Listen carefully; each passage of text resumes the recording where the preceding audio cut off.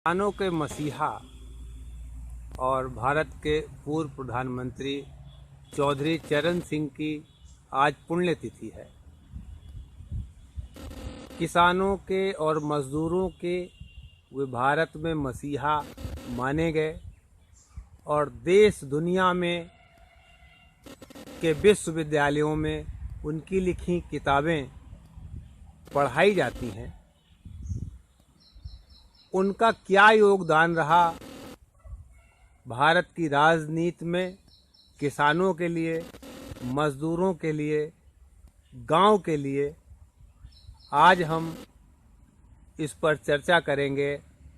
हमारे साथ हैं एक वरिष्ठ किसान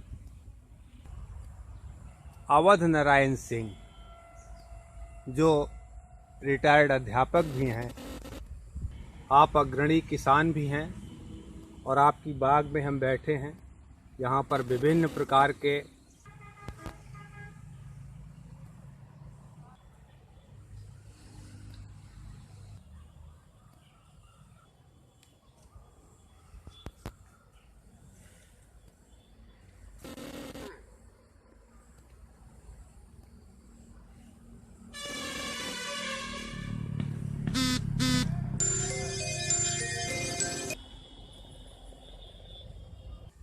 जी नमस्कार मास्टर साहब,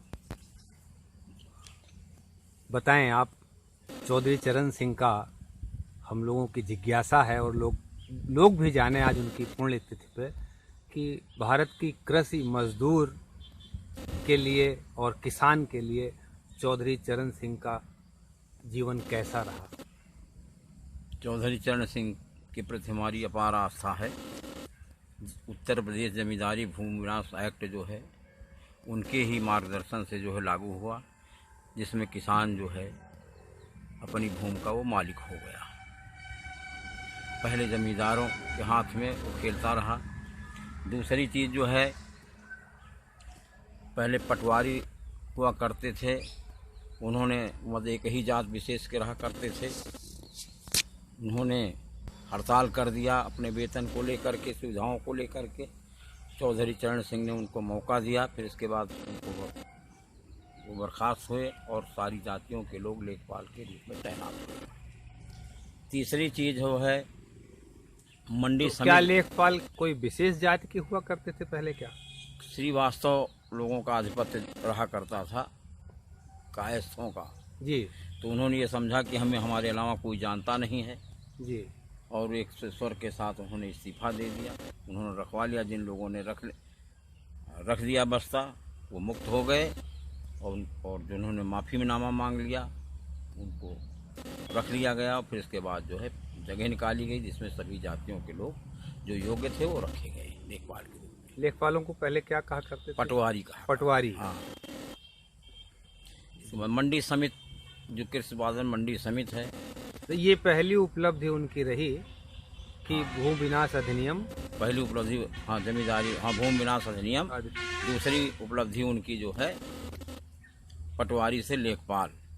बहुत कम लोग इन बातों को जानते हैं। तीसरी उपलब्धि उनकी जो मंडी कृषि उत्पादन मंडी समिति है जी, वो जब किसानों गल्ला लेकर के जाता था तो उसी में से सेठ लोग क्या करते थे, उनसे उनका श्रम का दोहन करते थे और उसी में पानी पीने का पौसाला, किसानों के अनाज से, उसी के उसमें से लाभांश काट लिया करते थे उन्हीं के धन से। जी।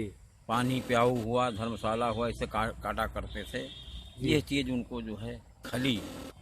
और जब वो जो सामर्थ्यवान हुए तो इन्होंने ये उत्तर प्रदेश में एक कदम उठाया। मंडी समिति बनाई, कृषि उत्पादन मंडी समिति, APMC। जिसमें कि ये था कि अध्यक्ष जो है किसान होगा, व्यापारी भी रहेंगे और किसान भी उसके वोटर रहेंगे, सदस्य रहेंगे। ये इनकी देन है। और हम एक और कारण से हम उनको जो है याद करते हैं। सन 1967 हमको लग रहा है BKD के रूप में हमारी इस क्षेत्र से लड़े थे। राम नरेश उनकी पार्टी से लड़े थे। BKD को समझाएं। भारतीय क्रांति दल। अच्छा, भारतीय क्रांति दल। हर दल निशान से लड़े थे। उनके प्रतिनिधि थे यहाँ के राम नरेश सिंह, अमेठी से नहीं, तिलोई से। अच्छा, विधानसभा से। अहुरी। तो उस समय हम कक्षा 7 8 पढ़ रहे थे। अब 67 या 68 रहा होगा कोई, जी अब इतना नहीं याद है। तो बहादुरपुर चौराहे पर उधर से लौट रहे तो हम लोग मुलाकात किए थे। हमसे जो वरिष्ठ लोग थे, बोला हम भी उसी में खड़े हो गए थे। जी तो उन्होंने अपने विषय में बताया कि मैं और हमारी पत्नी श्रीमती गायत्री देवी जी गाय की सेवा हम किसान होने के नाते जी गाय का दूध पीते हैं और उसकी गोबर की उसकी पूरी सेवा हम करते हैं। तो गीता पर उन्होंने बल दिया कि गीता श्रम पर बल देता है। तो इन कारणों से हम उनकी याद करते हैं, भारतीय संस्कृति के और भारतीय संस्कृत के अध्यात्म के भी वो हाँ अच्छे जानकार थे और पालनकर्ता भी थे जी और गरीबों के रहनुमा थे, किसानों के रहनुमा थे। और उस कोट की राजनीति में जिसमें लौह पुरुष सरदार वल्लभ भाई पटेल साहब थे, उनके शागिर्दों में थे वो। और एक हरियाणा के एक जाट नेता किसान थे, उनके शागिर्दों में थे। छोटू राम को कह रहे हैं हाँ क्या? ऐसे कुछ हैं, कोई नेता थे, याद नहीं जाट है। नेता। हाँ जाट नेता थे जी राजस्थान और हरियाणा के वो मशहूर नहीं, हरियाणा के मशहूर थे। जब पंजाब और हरियाणा एक में था विभाजन के समय, वो बहुत उन्होंने भी किसानों के लिए काम किया था। ये एक किसानों का इनका एक समूह था जो देश की रीढ़ किसान था, उसको मजबूत करने के। क्या हमें किसान समझ आता है। संगठनों में या आज की राजनीति में उनका अनुसरण करने वाले कुछ नेता आपके दृष्टि में दिखाई देते हैं? मुझे तो दिखाई नहीं देते। कागज पर सभी लोग होंगे, जी कोई याद ही नहीं करता कि आज जो है जिनके ऊपर मुस्कान है। नहीं कोई मर जाता था किसान तो अपने पिता के लिए लोग नहीं रोते थे कि अब हमारी जमीन बेदखल हो गई। तो इतना बड़ा उन्होंने जो आपको स्वामी बना दिया, आप उसके मालिक बन गए। ये बाबा चौधरी चरण सिंह की ही देन है। आपका लंबा अनुभव है राजनीति का भी, और किसानों के मामले में आज क्या आवश्यकता है? जैसे कि नीतियां, उन्होंने 3 नीतियां आपने बताई। एक पहली भू विनाश अधिनियम, दूसरी नीति, और दूसरा पटवारी से लेखपाल। और उसमें जो विशेष बात रही कि वो किसी विशेष जाति का जो आधिपत्य था एक सरकारी नौकरी में, उसको हटाकर सबके लिए किया। और तीसरा जो नीतिगत उन्होंने परिवर्तन किया, जिसको अभी तक शायद 2020 तक उन पर भारत की राजनीति की या सरकार की दृष्टि नहीं रही। एपीएमसी को कमजोर ही किया गया है। 7000 एपीएमसी भारत में बनाने की ज़रूरत थी, लेकिन अभी वो संख्या बहुत कम है।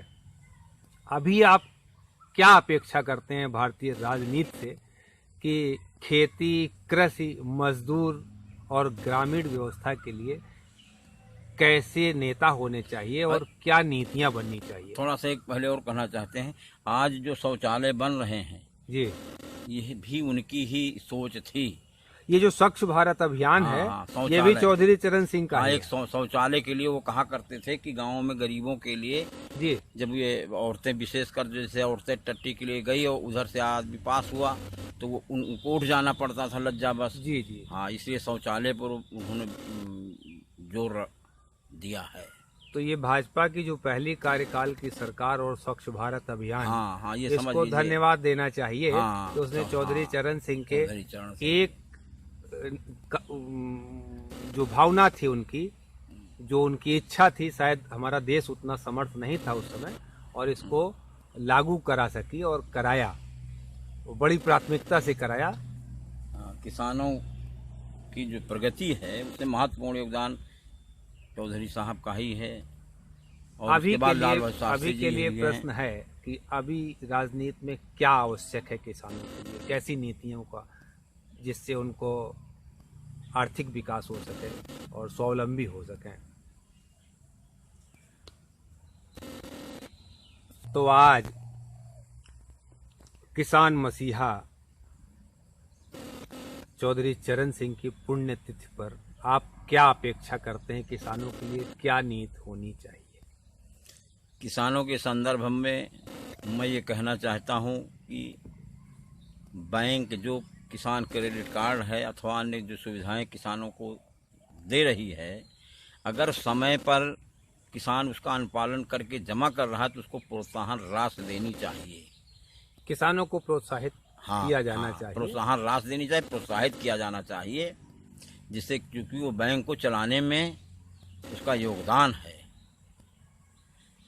और इसी तरह से उनको और सुविधा दी जाए कि अगर कृषि से संबंधित उर्वरक जैसे कंपोस्ट खाद वगैरह है, इसके लिए जो पशुपालन वाले में सुविधा सरकार को देनी। जो अग्रणी किसान हैं, उनको जो कृषि क्षेत्र में अपना विकास कर सकते हैं, उनको जो है उनको विशेष सुविधाओं से उनको जो है श्वेत क्रांति और हरित क्रांति में सहयोग देना चाहिए। धन्यवाद।